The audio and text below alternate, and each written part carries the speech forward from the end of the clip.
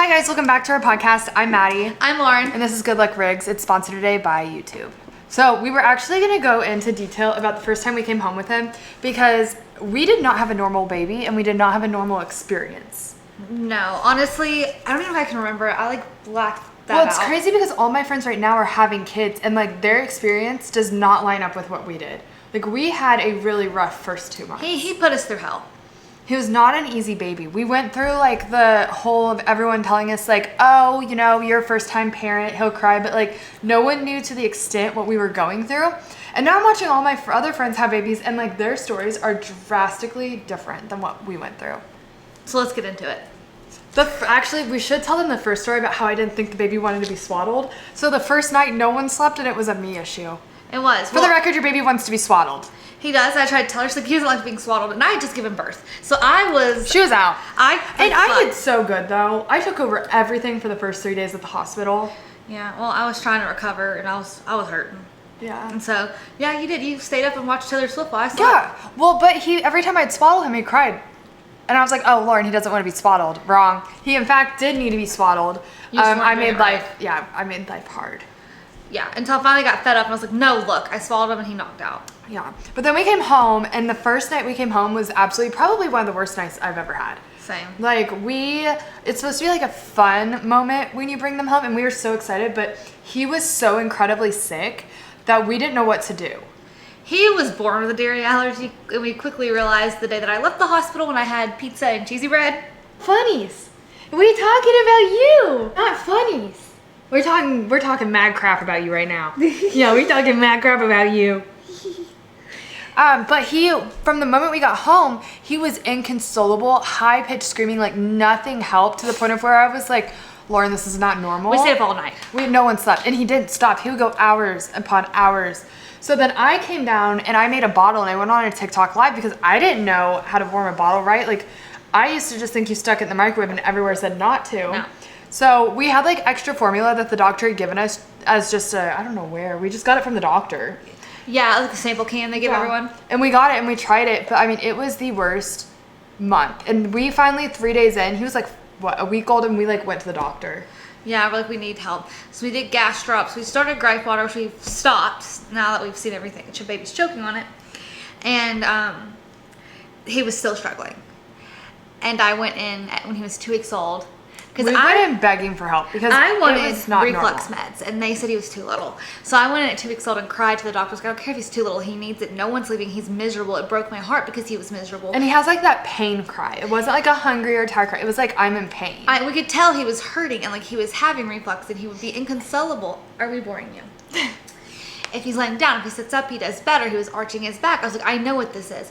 And she finally took pity on me, and she gave it to me, and it did much better. Well, and we also said, hey, we think he has a tongue tie or a lip tie. The way he's drinking, he's sucking, he's making noises, his lips turned under. And every single one of them was no. And then, once he was 2 months old, I opened his mouth completely, and I was like, Lauren, that's literally a lip tie. It's all the way wrapped around his gums. Yeah.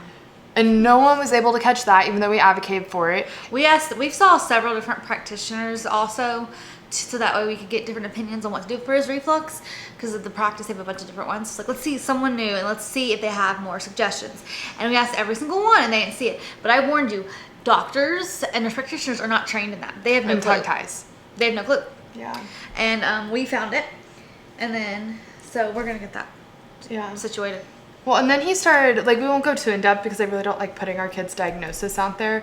But then he started having these episodes where he'd hold his breath and he'd stiffen up and his eyes would go wonky and he'd shake, and that was a whole ordeal. So he has just not been easy. He's really good though at taking medicine because of the amount of medicine he has to take. He is so stinking good at taking medicine. Well, also he loves anything liquid. Don't think we were prepared for also the amount of lack of sleep we would have. I think we had less sleep than a normal parent. Yeah. But we were not prepared for how bad it was. It was rough. That's why I can't remember a lot of it, because we were in a daze.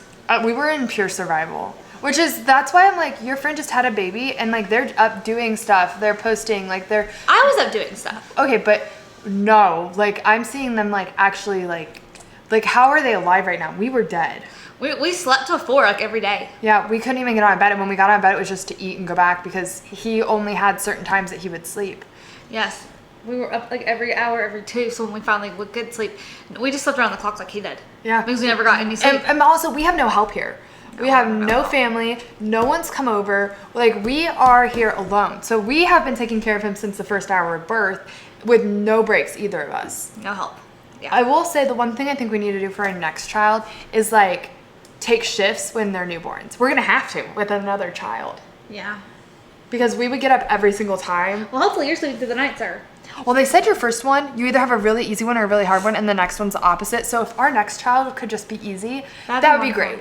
I'm also just gonna go off the notion that they're probably gonna have a dairy allergy. Yeah, we're not even gonna mess with that. They get Similac, whatever we get. Like, well, no. I cut dairy out of my diet so that way they could breastfeed, and I ended up having a dairy allergy as well after I had him. No, I turned lactose intolerant, so we're both allergic to dairy. Yeah. I'm the only one that eats pizza now. Ask me how I found that one out. That was fun.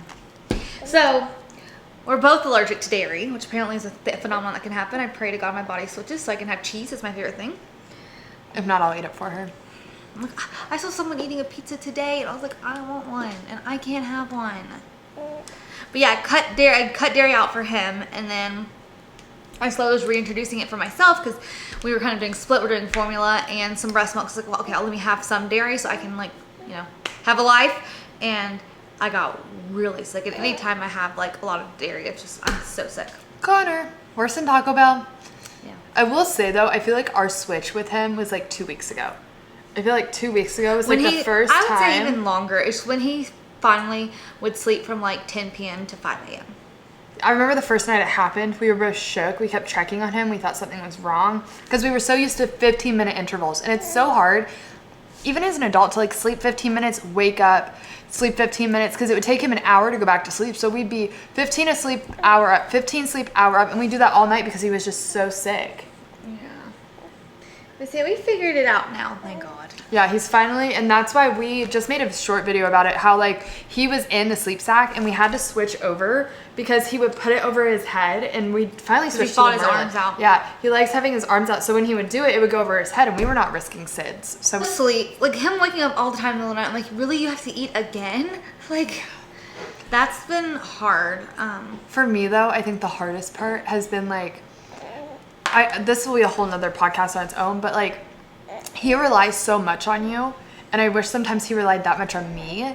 That's why I said I want to have the next one, but like he relies so much on you that there's certain things that I can do, but he won't respond the same. Yeah. So like when he was purely sick and inconsolable, he responded to your comfort better than mine. Yeah, he does. He still does. Thanks. Well, no, but like that was one thing that I really struggled with in the beginning, or like the fact that like people would say like snide comments about like how you can't have two moms, like that in the beginning. Now I just don't care. Now I'm just like, this is what it is, and like y'all. We'll just tell people we're sisters, and this is our child. Do you know that? Oh my gosh, fun story before we wrap the first podcast up. When she gave birth, the nurse came in and was like, "Oh, are you her mom?" And I said, "No." And she goes, "Sister." I said, "No, wife." And then she dug a massive hole and was like, "You've never been told you look alike?" No. And like you guys so look like you could be sisters, and I'm just like, I think at that point she was just trying to cover. Yeah, she was trying to cover, but she just kept digging the hole more further than she had before. That was horrible. No, but I had a good birth experience. You did. I had a really good birth experience. So we were watching a vlog. Well, there were like several times where we were like, oh, is this it? Because you would get really, really hard contractions. Mm-hmm. But then we went to bed like normal. We woke up the next morning. Our YouTube video had launched, and we were just watching the premiere, yeah. And it had just premiered, and Lauren went to the bathroom. She's like, and then that's when her contractions, I just knew at that point. They started going, because typically I had been having them on and off for days. And so... Well, rewind. You got your membrane swept the night before. Yes. And then I'd been having contractions on and off for days, and then I woke up and I started having it. And you didn't even question me when I was like... Because I just knew. There was like a moment where like, oh, you're having Braxton Hicks. And then this one, I could just tell you were in so much pain that even if you weren't in labor, I was going to make you go. And I'll be damned, she took her shower. Well, that's what I did. Contractions. Let me take a shower. Yeah. But I got the whole house packed. I got everything ready. The dogs, like... making sure that if it was time that we were ready to go. And I got possible at 5 centimeters, so it was go time. She was very dilated by the time we got there. And then you went up and got the epidural, which the doctor or the CRNA who did it was so good. She literally was like, okay, I'm putting my right hand here if you feel it. You're going to feel this. Like she walked you through so much that I felt calm. Yeah. I didn't care. I was like, just do it. Actually, the funniest part of all of this was when you were giving birth, there were naked people on the TV shaking their butt and dancing, and it was some movie. We were watching MTV before I started watching. We were watching Grown Ups. It was on MTV. So it's like, okay, we'll just watch this. Well, it happened so fast we didn't have time to change it. And no one turned it, and like that's not what you think and of. And as he's coming out, there's literally butts on the TV. There's everything, and the nurses and I are just like, and I'm trying to focus on her, and it was just so weird. And finally, someone turned the TV off, but no, we had changed it because everything happened so fast. And she shot him out, but the doctor put him back in because he had the cord wrapped a couple times, and so she was struggling with that. Then she told Lauren to push one more time, and she like physically caught him because she pushed so hard. Oh yeah, but I couldn't tell. I couldn't even tell I was pushing because I was so numb. But that's good. That means you didn't feel that much. Yeah, I mean, I could feel when some contractions were coming on, but not near as bad. But like you kept dropping my leg, and I couldn't pick it up, so I was getting so mad at you. Yeah. I was like, I can't. Well, because I didn't. You have to have a fine line between I'm down there ready to catch the baby, or I'm comforting you at your head. I tried to keep going like back and forth. You kept dropping my leg, and I couldn't. Like I can't move it at all. That was the weirdest sensation. And then I saw you rip from A to B, and like all I could think about is like that's the one thing you were so scared of was ripping, and I was like, and then she took the stitches out, and I was like, the suture. Oh, yeah. Yeah, Lauren, look over here. Yeah, I didn't know I tore, and then I looked down and I just see her pull that big like she's suturing. I was like, oh no. So I asked her, and it was a 2. But I mean, it was. As someone who was down there, I was in pain for you. Yeah, it's funny because it was you. If I didn't have the epidural, I would have been. Oh, I don't know how you would have done it. But also, he came out with a full head of black hair. And now it's like turning orange. Yeah. Please don't be a ginger like me. That's okay. But yeah, I wonder if his eyes are also blue, so we're taking bets if they'll stay blue. I hope they do. They're so pretty. Yeah. But anyway, that's our first little like podcast. We're gonna get a different setup. We'll have mics next time, but we're working with YouTube to do these, so we definitely want to try to get one out since we just left VidCon. But it's just gonna be a lot of like, you see these influencers on camera, like picture perfect mom life, and with us, I want to show like the real side of parenting fails and like what we're going through, his head. versus like making it all shimmery and pretty. The dog is dead asleep on the floor. So, look at him. I know, he looks dead. Scooby? Okay, open his eyes. But yeah, we want to show the real side and just the non-glamorous side. The non-glamorous side, because we have truly had one of the toughest experiences. We've had a rough, but that doesn't mean we're not having another one. We're gonna have. Yeah, we want a whole basketball team. I want another one. I wanted it sooner than later, but I think she wanted to do the IVF when we were in LA this past time. Yeah, I think you would like it. But I think we'll wait till he's 1. Yeah. 2 under 2 is gonna be rough. I at least want him to be able to walk. Well, no. I want to time it towards 1.5. He's 1.5 when we get pregnant, and then he'll be 2 at the time the baby's there. That's fine. I can live with that. But anyway, this is just gonna be the real side of momhood with 2 same-sex parents, because we are already facing like a bunch of. How would you say that? We live in ignorance. Ignorance, yeah. So, but anyway, until next time. Good luck, Riggy. Good luck, Riggy.